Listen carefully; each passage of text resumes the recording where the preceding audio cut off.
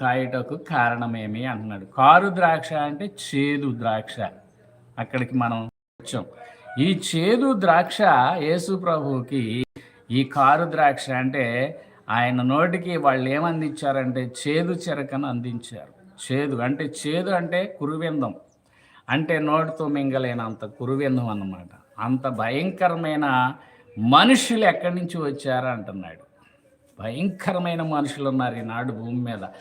ఎంత ఎంత వేధిస్తారంటే, ఎంత బాధిస్తారంటే, ఎంత నిందిస్తారంటే, ఎంత అవమానపరుస్తారంటే, ఎన్ని అబద్ధాలు ఆడతారంటే, ఎన్ని కుట్రాలు చేస్తారంటే, ఎన్ని శోధనలు సృష్టిస్తారంటే, ఎన్ని అవమానాలు చేస్తారంటే, వీళ్ళందరినీ కూడా కారు ద్రాక్షాలతో పోల్చాడు దేవుడు.